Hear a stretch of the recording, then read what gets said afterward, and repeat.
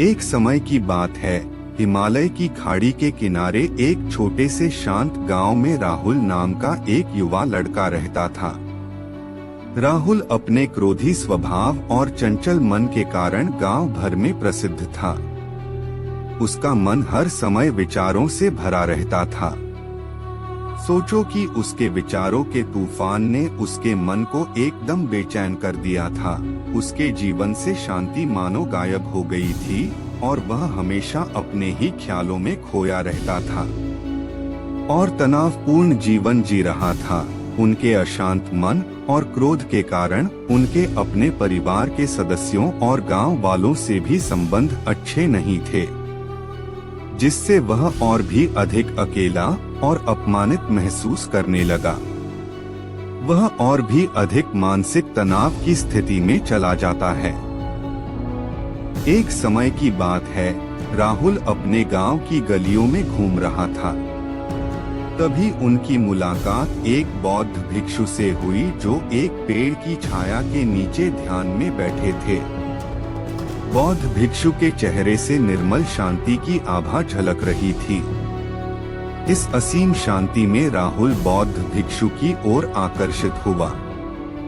जब राहुल बौद्ध भिक्षु के करीब आया तो उसे अपने आसपास एक सकारात्मक ऊर्जा का एहसास हुआ। भरत को एहसास हुआ कि इस असीम शांति और सकारात्मक ऊर्जा का स्रोत कहीं न कहीं इस बौद्ध भिक्षु के भीतर ही है। इसलिए वह वहीं बैठकर उसकी आंखें खुलने का इंतजार करने लगा।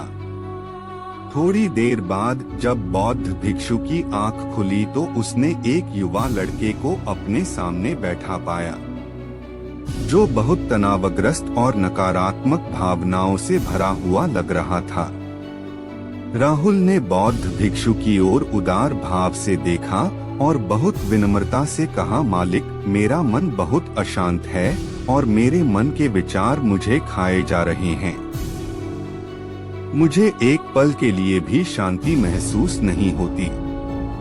क्या आप मुझे सिखा सकते हैं कि मैं अपने अशांत मन को कैसे शांत करूं? बौद्ध भिक्षु ने राहुल की पीड़ा को समझते हुए करुण दृष्टि से देखा और कहा, मेरे प्यारे बच्चे, मैं तुम्हें एक कहानी सुनाना चाहता हूँ। इस कहानी में मानसिक शांति और खुशी के रहस्य छिपे हैं। क्या आप कहानी सुनना चाहेंगे? राहुल ने हाँ में सिर हिलाया और पूरी एकाग्रता से कहानी सुनने को तैयार हो गया। उनके अंदर जिज्ञासा चरम पर थी। वो कहानी सुनने को बेताब था। बहुत समय पहले की बात है, एक नगर में शक्ति नाम का एक आदमी रहता था। शक्ति बेहद महत्वाकांक्षी व्यक्ति थे और उन्हें हर काम में लोगों से मदद की जरूरत पड़ती थी। यदि उसे किसी से असफलता और बुराई सुनने को मिलती थी तो वह गहरी चिंता और तनाव में चला जाता था। उनका मानना था कि सफलता और भौतिक शक्तियां वांछित खुशी देंगी, लेकिन वह जितना सफलता और प्रशंसा के पीछे भागता था उतना ही मानसिक तनाव में डूबता जाता था। लेकिन अचानक शक्ति का सामना उस समय के मशहूर बौद्ध भिक्षु से हो गया, जिसका नाम महाकौशल था। महाकौशल अपने शिष्यों को ध्यान की शिक्षा देते थे और वह स्वयं एक बहुत ही ध्यानमग्न और प्रबुद्ध व्यक्ति थे। महाकौशल की अद्भुत एकाग्रता से प्रभावित शक्ति ने उनसे अपने भटकते मन को शांत करने का उपाय जानना चाहिए। शक्ति ने कहा कि मेहनत में हमेशा सफलता के पीछे भागता हूँ और लगातार अधिक हासिल करने की कोशिश करते हूँ, फिर भी मुझे कोई क्षणिक संतुष्टि या आत्मसंतुष्टि नहीं मिलती। इस निरंतर बेचैनी के बीच मैं शांति कैसे पा सकता हूँ? बौद्ध भिक्षु ने करुण दृष्टि से उसकी ओर देखा और उत्तर दिया, आपका मन एक अशांत नदी की तरह है जो हमेशा बहती रहती है। आप कभी भी शांत नहीं रह सकते, इसलिए इस अशांत मन को शांत करने के लिए आपको अपने विचारों को बिना किसी रुकावट के जाने देने की कला सीखनी होगी। शक्ति को आश्चर्य हुआ और उसने पूछा कि मैं अपने विचारों को कैसे जाने दूं? आखिर मैं भी तो अपनी इच्छाओं और महत्वाकांक्षाओं से बंधा हुआ हूँ। यह सुनकर बौद्ध भिक्षु मुस्कुरा दिए। बौद्ध भिक्षुक कहा, कल्पना करें कि आपके हाथ में पानी का एक गिलास है। अब आप इसे जितनी देर तक पकड़कर रखेंगे, यह उतना ही भारी होता जाएगा। और अगर आप इसे काफी देर तक पकड़े रहेंगे, तो आपके हाथ में दर्द होने लगेगा। लेकिन अगर आप उस पकड़ को ढीला कर दें और छोड़ दें, तो आपका बोझ कम हो जाएगा। राहुल ने पूरी कहानी और उसका संदेश ध्यानपूर्वक सुना। वह समझ गया कि अपने विचारों और इच्छाओं से चिपके रहने से उसका बोझ बढ़ जाता है और अंदर ही अंदर अशांति पैदा कर देता है। अब राहुल को कहानी का अंत सुनने की उत्सुकता से प्रतीक्षा थी। कहकर बौद्ध भिक्षु ने कहानी जारी रखी। एक बौद्ध भिक्षु की बात मानकर शक्ति ने विचारों को त्यागने का अभ्यास शुरू कर दिया। वह बिना किसी पूर्व निर्णय के अपने विचारों और भावनाओं को आते और जाते देखता था। अब उसने विचारों को पकड़ना बंद कर दिया था। विचार उठते थे और अपने आप चले जाते थे। धीरे धीरे उसे यह एहसास होने लगा कि उसकी इच्छा और भावना ही सभी दुखों का कारण है। जैसे जैसे शक्ति ध्यान में गहरे उतरते गए, उन्होंने पाया कि वर्तमान में जीना ही आंतरिक शांति का एकमात्र स्रोत है। वह खुद को वर्तमान में स्थापित करके अपने मन की निरंतर बकवास से छुटकारा पा सकता था। धीरे धीरे शक्ति का मन एक शांत झील की तरह हो गया, जो बाहरी दुनिया को अपने अंदर प्रतिबिंबित करती है। उन्होंने जीवन की सादगी में संतोष को अधिक महत्व दिया और भौतिक संपत्ति के प्रति अपना लगाव छोड़ दिया। जैसे ही शक्ति में ऐसे बदलाव की खबर लोगों के बीच फैली, दूर दूर से लोग मार्गदर्शन लेने आने लगे। लोगों को विचारों को मुक्त करने की कला सिखाना और उन्हें अपने भीतर शांति खोजने के लिए मार्गदर्शन करना, वह लोगों के बीच शांति और ज्ञान का प्रतीक बन गया।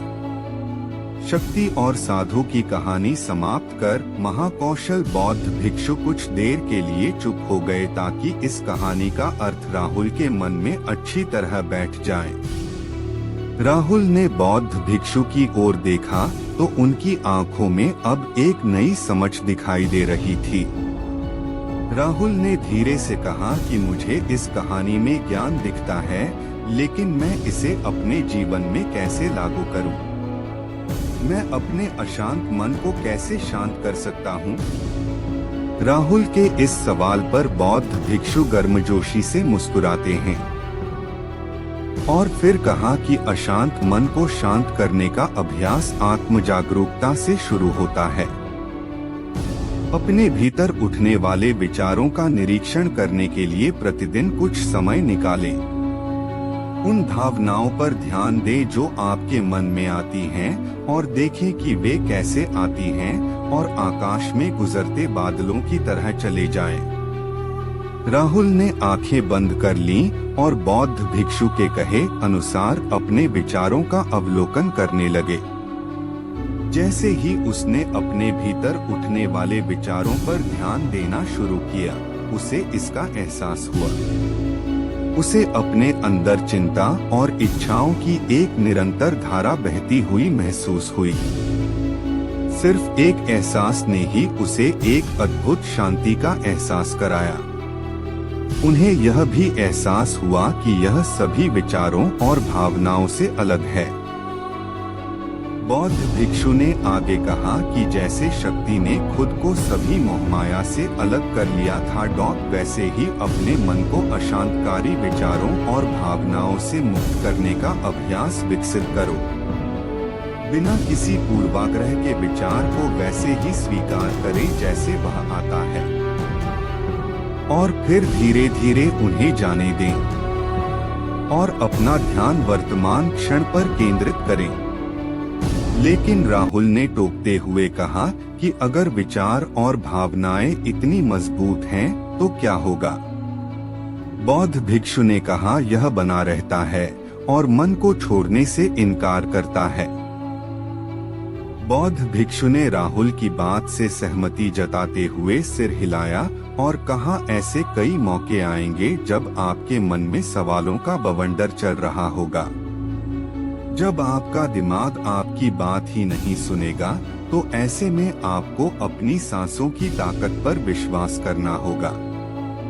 एक बार फिर भिक्षु ने राहुल से कहा, अपनी आंखें बंद करो और अपनी सांसों पर ध्यान केंद्रित करने के लिए अपने पेट को ऊपर उठता हुआ और मथता हुआ महसूस करें।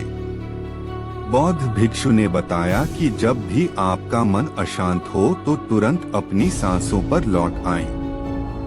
सांस की वाद्य गति आपको तुरंत वर्तमान के चरणों में वापस खींच लेगी और आपको शांति का अनुभव कराएंगी। एक बौद्ध भिक्षु के निर्देशानुसार आने और जाने वाली सांसों पर ध्यान केंद्रित करने का प्रयास करें। इस छोटे से व्यायाम से उन्हें मानसिक शांति का अनुभव हुआ। उसे याद आया कि उसकी सांसें हमेशा उसके साथ थी, जो उसे वर्तमान क्षण की याद दिलाती थी, आराम और शांति लाती है। राहुल के इस विकास को देखकर बौद्ध भिक्षु मंद मंद मुस्कुराए और बोले, मेरे प्रिय बेचैन मन को शांत करना एक ऐसा अभ्यास है जिसमें बहुत प्रयास और दृढ़ इच्छा शक्ति की आवश्यकता होती है, क्योंकि लगातार व्यायाम से मांसपेशियां मजबूत होती हैं। उसी तरह नियमित अभ्यास से मन भी शांत होता है। स्वीकृति में सिर हिलाते हुए इस बौद्ध भिक्षु को धन्यवाद देते हुए उन्होंने वादा किया कि आज से वह अपने अशांत मन को शांत कर सकेंगे और अपनी गैर शक्तियों को मुक्त कर सकेंगे।